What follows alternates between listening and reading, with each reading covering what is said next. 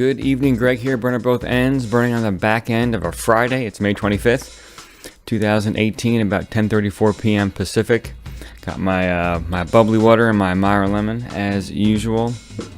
It's been just a tremendous week, and this is one of those weeks where a bunch of things hit that were really just impactful in my life and show me the results of this work that I've been putting in. This Burn at Both Ends work, which has been running since officially the channel since May 6th. But, this thinking, this shift in my life has been happening, in a big way since January, in a not as big way, but leading up to January since early 2016, ever since we got back to the East Bay. Really been changing my game. And then just this January, really elevating the game in a tremendous way. And this channel is a big piece of that. So I'm super psyched. And I'm also really psyched about just seeing the fruits of this labor, this hard work, this grind. And so this week, a bunch of things hit, and just fantastic. And it's got me thinking about a lot of exciting things. Because now I would describe this as, it's a new world now. I'm on the other side of some opportunities, and now it's about taking action. Well, it's been about taking action, but now it's about kind of taking action in this new space, which is very cool. And this has led me to tonight's topic, which is collaboration, which I think is just this wonderful thing. It's become an essential element of modern business. I mean, like, a business cannot possibly exist without collaborating, and in this day and age.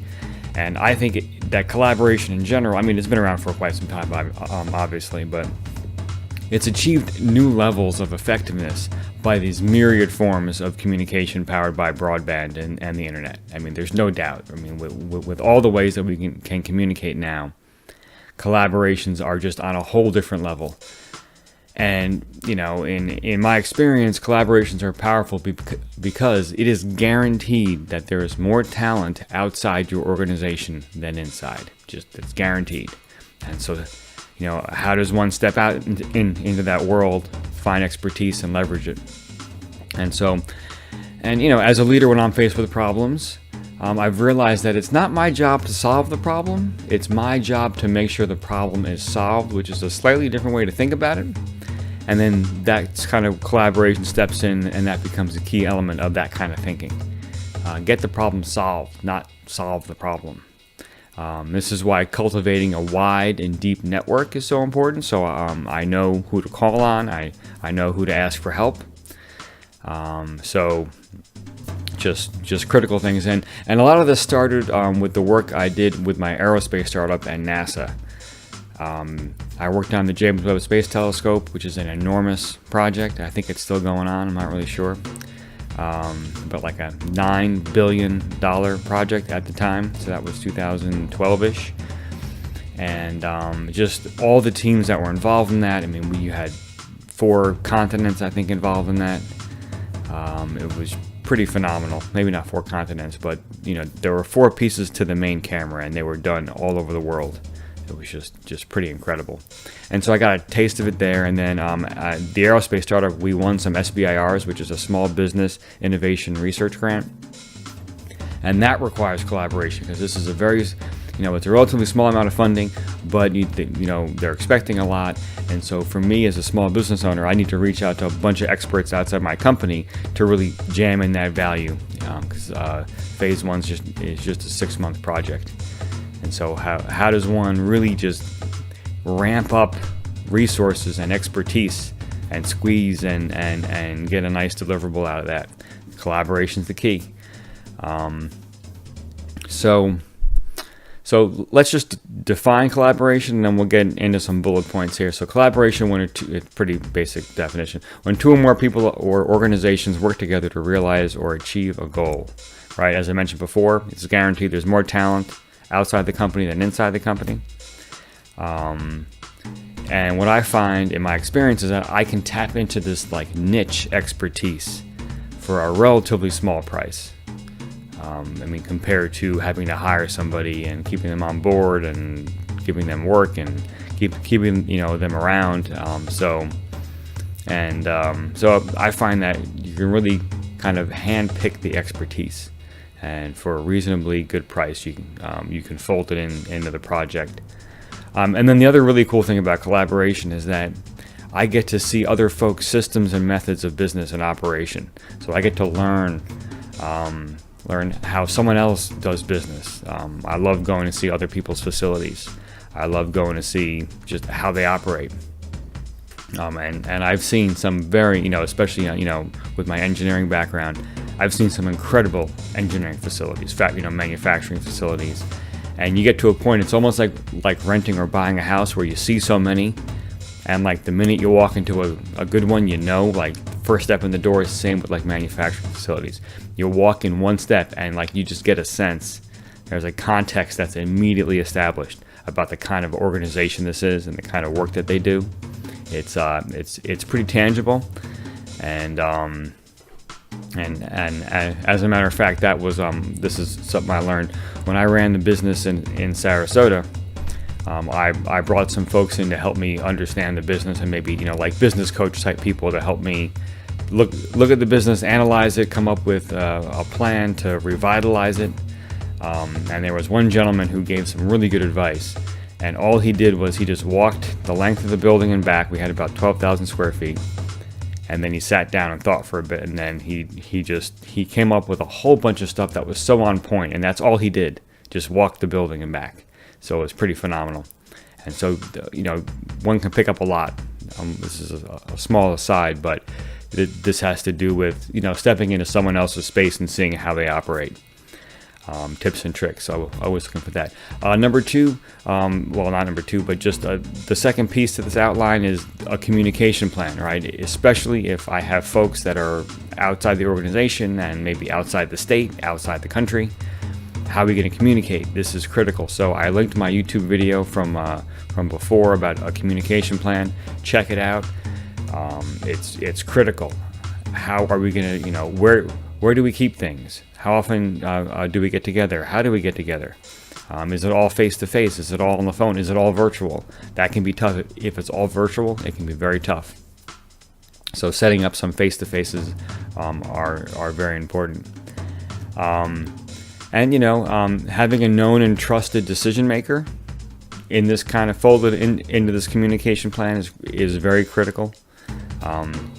I find it very challenging when every decision has to be made by the whole committee, because then that really slows things down. So, and also it every time a big decision has to come, you have to like reinvent the wheel on how the decision is made. But when there's a known decision maker, everyone can kind of converge on that person and know that, okay, do you need more information, or are you going to make a decision? And that's kind of the only places that you can be with a known decision maker, is they need more or they're ready. And I feel that just really adds to the flow of the team, because then people can get into action. And if there's a constant stop-start, it can be very challenging for the team, right? There needs to be like a bit of a flow there. And so having a known decision maker, and actually one of the accelerator teams that I work on at my company now, there is a decision maker. Everyone knows that this is the man making the decision, and it just makes things easy. Sometimes, it can be a little tough because you wish that you can get some other opinions in, but at the same time, it's like, I know he's the one, so let's work toward that. It enables efficiency. So I really like it, actually. So and then one other piece about the communication plan, and this is just critical pretty much anywhere you work, is to learn how to run a conference call. This is like so critical.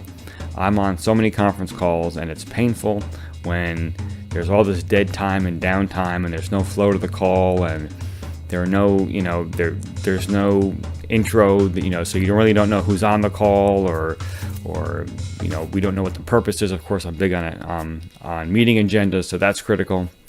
But just how to run a call, how to keep the flow, how to pass the mic, essentially, especially if you have 5 or 6 people.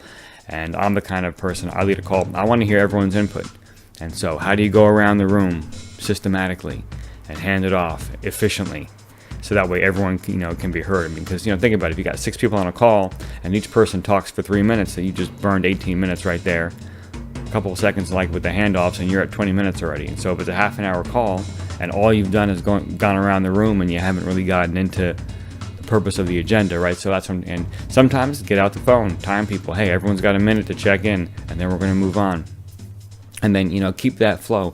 It can be a little challenging because you want to be like a little bit on point there, but sometimes you gotta be a little bit patient with folks. And then also, what comes to this is we end up training people how to attend a conference call. Right? There's always that one person that doesn't realize that their microphone is on, and there's the dog in the background barking, or they're eating potato chips right by the microphone, or this is a big one, they'll be typing on their laptop and they're speaking through their laptop, so you hear the keys the whole time.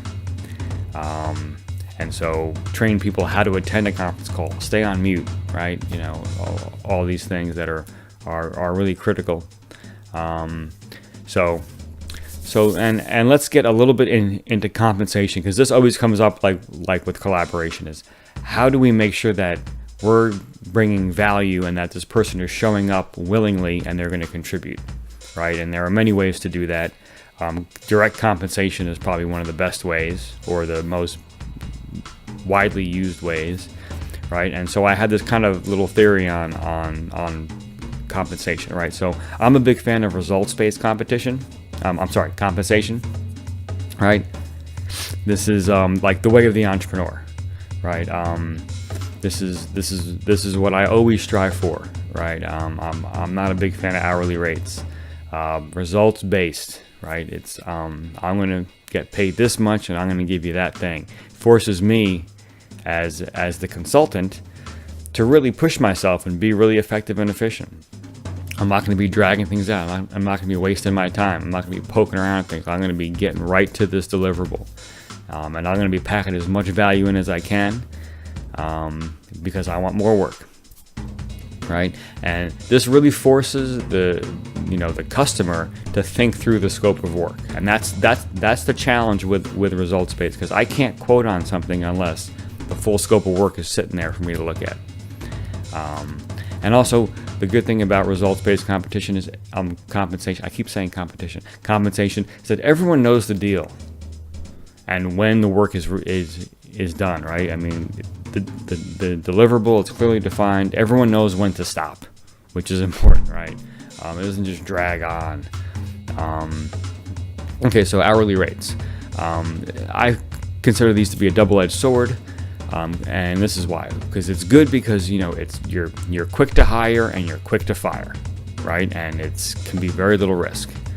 The problem with hourly rates, in my opinion, is that once me and the consultant, so let's say it's my business and I'm hiring this consultant, once we agree on an hourly rate and now we're in contract and we're working together, I think that we're in an adversarial relationship, because I want the consultant to bill as few hours as possible and give me the most value, and the consultant essentially wants to bill as many hours as possible.